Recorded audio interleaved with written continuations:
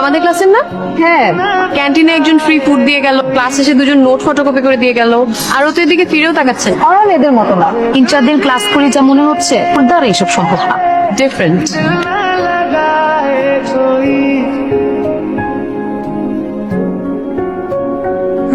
এই ফাইলে তোমরা প্রত্যেকে যার যার নাম, মোবাইল নাম্বার আর ইমেল অ্যাড্রেস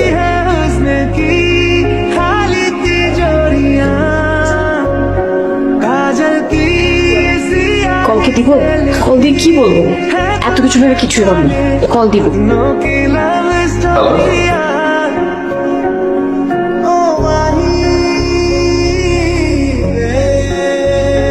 কই তুই কত লাগবে তোর আসতে?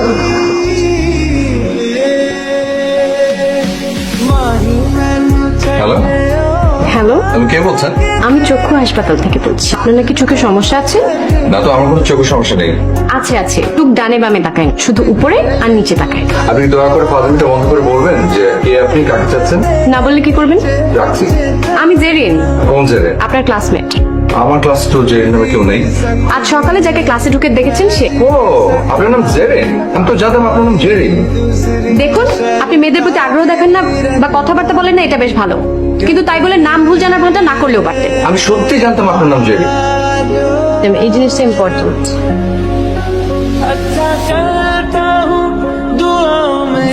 সরি। কিসের জন্য? আপনার রাগের পেছনের কারণটার জন্য। আপনার তো কোনো দোষ নেই, তো আপনাকে সরি বলতে হবে না। আমি সত্যি জানতাম আপনার নাম জেরি। এই নামটাও তো সুন্দর। শেষবারের মতো সরি বললাম। জেরি? আপনি কাল আমাকে আবার জেরি বলে রেখেছেন কেন? তাই আমার তো মনে পড়ছে না। আমার কাছে প্রমাণ আছে, স্ক্রিনশট। ফ্রেন্ডস,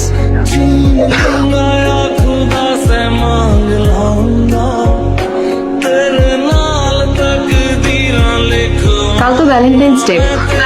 টিভিতে নাটক দেখবো। আমি চাই কেউ একজন আমাকে প্রপোজ করুক। বললো তো ভার্সিটির বড় ভাই। কিন্তু আমি চাই আমার যাকে ভালো লাগে সে আমাকে প্রপোজ করুক। আচ্ছা, আমার মোবাইলের চার্জ শেষ হয়ে গেছে, আমি তোমাকে পরে ফোন দিই। তোমার বাবা ঘুমিয়েছে? বাবা 10টায় ঘুমিয়ে পড়ে। ফোন দিয়েছো কেন? এত রাত দেখছো কেন? আমার জন্য কল দেয়নি। বিপদ তোমার বাসার সামনে ভার্সিটির বড় ভাই চলে এসছে। আশার সামনে চলে এসছে, আজ আমি ওকে মেরেই ফেলবো।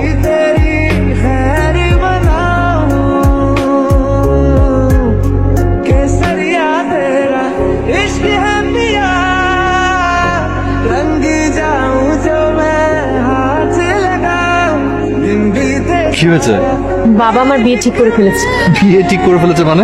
যা শুনেছো সেটাই বলেছি। হুট করে কিভাবে বিয়ে ঠিক করে ফেলে? কয়েকদিন ধরে এই কথা বলছিল। এরকম কথা তো কতই বলে। বাবা যে এবার এত সিরিয়াস হয়ে যায় আমি সত্যি বুঝতে পারি। আমি তোমাকে ছাড়া থাকতে পারবো না। আমিও। তোরা যা বলেছিস আমি সব শুনেছি, কিন্তু এই ব্যাপারটা এক ফোঁটা ছাড় দেবো না আমি। 3 দিন পর ওরা আসবে। তুমি কিছু একটা করো, আমি পারবো না তোমাকে ছাড়া থাকতে। কেঁদো না তুমি। আমি তোমার বাবার কাছে যাব। কি কি বলবে তুমি? কি করবে? আমি কি বলবো কি করবো জানি না। আমার ভালোবাসা চাইতে যাবো। ওয়ালাইকুম সালাম। কে দিব রে? সেরেনার ক্লাসমেট। আমার কিছু কথা ছিল। বলো। কথাগুলো আসলে আপনার সাথে। আমি আর জেন শুধু বন্ধু না, আমরা দুজনকে। স্টপ। পরের শব্দটা মুখে আনবে না। প্লিজ বিয়েটা বন্ধ করুন। আমরা দুজনই খুব কষ্টে থাকবো। একটা জীবন, শুধু 3টা বছর সময় দিন আমাকে। দেখো ছেলে, 3টি বছর কেন, আমি তোমাকে 3 মাসও সময় দিব না। কারণ আমি যে ধরনের পাত্র খুঁজছিলাম সে ধরনের পাত্রই খুঁজে পেয়েছি। ছেলে পাইলট, ছেলে হিসেবে ভালো, 3 লক্ষ টাকা বেতন পায়। তুমি তো এখন সেকেন্ড ইয়ারে পড়ছো, পড়াশোনা শেষ করতে তোমার আরো 3 বছর লাগবে। তারপর 1 বছর চাকরি খুঁজবে, 20,000 টাকা বেতন। তুমি যেতে পারো। কেন নয়ন? আমার কাছে কিছু টাকা আছে, গয়নাও আছে। আমরা কালই পালিয়ে যাব। পারবে না আমাকে নিয়ে পালাতে? আমি কি তোমাকে ভালো রাখতে পারবো? তুমি যেভাবে রাখবে আমি সেভাবেই ভালো থাকবো। বাবা, আমাকে নিজের কথা না ভেবে সারাটা জীবন আমাদের দিয়ে গেল। ভুলে যাস না এসব। The number you're calling cannot. জেরিনকে দেখেছো? ওকে ফোনে না পেয়ে ওর বাসায় গিয়েছিলাম কাল। বাসায় কেউ ছিল না। তুমি কিছু জানলে আমাকে জানিও। তুমি এখানে কেন? জেরিনের সাথে একটু কথা ছিল। 8-9 দিন হলো আমি ওকে দেখি না। আমি শুধু একবার দেখে চলে যাবো। এর বিয়ে হয়ে গেছে, জেরিন এখন শ্বশুর বাড়ি। হ্যাঁ জানতাম, দেন তোমাকে জানাতে নিষেধ করেছিল। তুমি জেরিনের শ্বশুরের ঠিকানাটা আমাকে দিতে পারবে? আমি ওকে অনেকদিন দেখি না, দূর থেকে শুধু একটু দেখে চলে আসবো। আমি তো ওকে হারিয়ে ফেলেছি।